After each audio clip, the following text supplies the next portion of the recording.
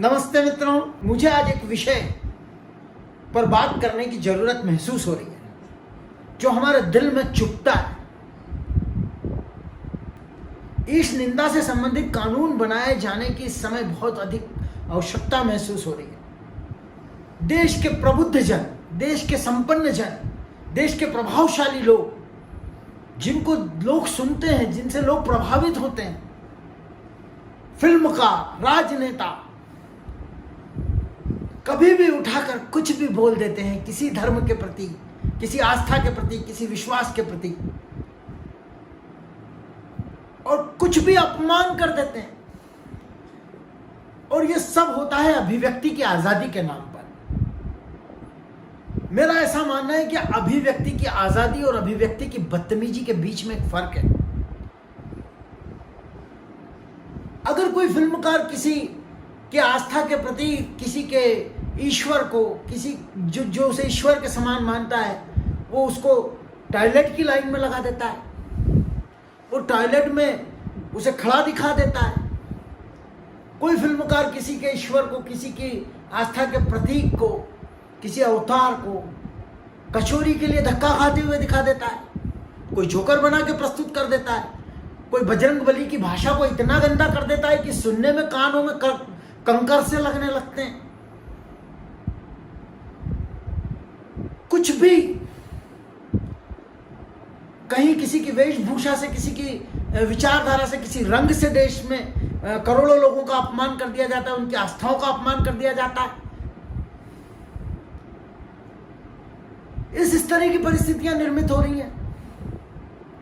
और ये राजनेता, अभी पिछले दिनों एक राजनेता ने कह दिया कि सनातन मलेरिया है, सनातन डेंगू है, सनातन को जड़ मूल से नष्ट कर दूंगा। क्या तरीका है? और दुख तब होता है जब ये निर्बाध रूप से ऐसी चीजें करते रहते हैं। कुछ देर आक्रोश होता है, कुछ देर विरोध होता है, लेकिन फिर अगले कुछ महीनों में, कुछ वर्षों में, कुछ दिनों में कोई बदतमीज फिर ऐसे खड़ा हो जाएगा और वो फिर इस तरह की कोई बात कर देगा। तो मेरा ऐसा मानना है कि ये सिर्फ ईश निंदा कानून के द्वारा रोका जा सकता है।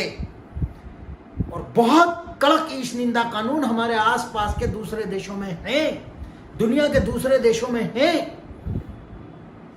क्योंकि ये लोग जो ऐसा काम करते हैं, ये लोग जो ये बदतमीजियां करते हैं, ये स्वार्थ के वो भी वशीभूत करते हैं। और बड़े दुख से कहना पड़ता है, कलेजे में तीर सा लगता है कि इनके स्वार्थ निरंतर पूरे होते जा रहे हैं।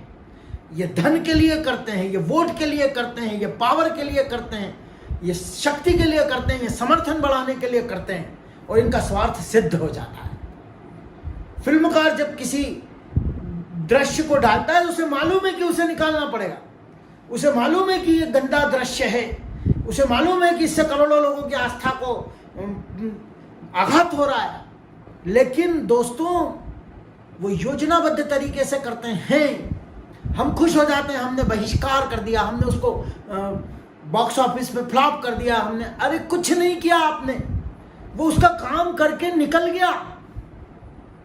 उसे उसके ओवरसीज राइट उन देशों में बेचना है जो आपकी अवधारणाओं के विरुद्ध है। वो अरबों रुपए में बेच चुका, सिर्फ ये प्रचार करके कि उसने आपका अपमान किया है, अप्रत्यक्ष रूप से ये मैसेज पहुंचा के कि उसने आपका अपमान किया।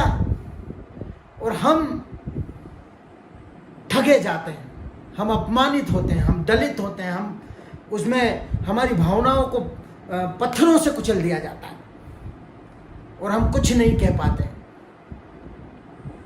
कोई राजनेता ऐसा करता है तो वो इसलिए करता है कि वो उसके क्षेत्र में केवल प्रभावी होना चाहता है। उसको पूरे देश से, पूरी संस्कृति से, पूरी सभ्यता से, पूरे समाज से कोई मतलब नहीं है। वो एक या दो विधानसभा सीटों के लिए, या एक संसदीय सीट के लिए, या एक राज्य के लिए पूरी मनुष्यता के साथ बदतमीजी कर रहा है, बेईमानी कर रहा है, वो गद्दारी कर रहा है। लेकिन वो अपना काम करके निकल चुका। हम सिर्फ लकड़ियां पीट रहे हैं, उसका स्वार्थ सिद्ध हो चुका है। और ये सब बदतमीजियां सिर्फ और सिर्फ ईश निंदा कानून के बनने से ही बदलेंगी। अगर सजाएं होंगी, अगर किसी ने किसी धर्म के प्रति बदतमीजी की है और वो शाम को गैर जमानती तरीके से गिरफ्तार कर लिया जाए, उसका नुकसान हो, उसे सजा हो, वो अपनी सुख सुविधाओं से वंचित जेल में पहुंचे, तब ये चीजें रुकेंगी। अन्यथा ये निरंतर बदतमीजियां चलती रहेंगी, सब जगह आग लगती रहेगी,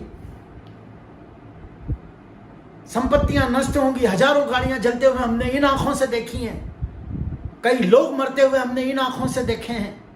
सिर्फ एक आदमी की किसी एक बदतमीजी के चलते उसकी निरंतरता में ये सब काम चलता रहता है। तो मेरा आपसे विनम्र निवेदन है कि आप अपनी आवाज को एक समूह की आवाज बनाएं। आपकी भी आवाज है, आपके दिल में भी उठती है, सिर्फ मेरे दिल में, सिर्फ संदीप शर्मा के दिल में नहीं है।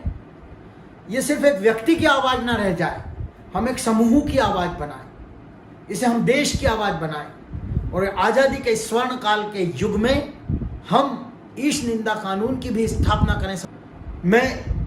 ये सिर्फ भावनाएं, हो सकता है मेरा ज्ञान कम हो, लेकिन सभी दिशाओं से सब लोग जुड़े और सभी धर्मों के लोग, ये सिर्फ एक धर्म की समस्या नहीं है, इससे सब अपमानित हो रहे हैं। हर धर्म, हिंदू, मुस्लिम, सिख, ईसाई सब जुड़े और ईश निंदा कानून की भारत में स्थापना हो। जो लोग हैं इस क्षेत्र के हैं, जो कानूनविद हैं, जो सोशल मीडिया से जुड़े हुए लोग हैं, जो इन्फ्लुएंसर्स हैं, वो आगे आए और हम एक समूह बनाएं। आप मेरे साथ जुड़ें, हम इस समूह को विस्तृत करें। अभी मेरे सोशल मीडिया पेज पर जुड़ें, फिर हम आगे जाकर कोई एक अलग से इसके लिए एक पेज या समूह बनाएं, जो उचित लगे वहां बात करें। ईश निंदा कानून भारत में स्थापित हो, इसलिए कहीं जुड़ें, किसी भी तरह जुड़ें, कवि संदीप जी सर्च करें और किसी भी सोशल मीडिया पर जुड़कर अपने विचार व्यक्त करें और फिर हम आगे भविष्य में एक समूह बनाएं।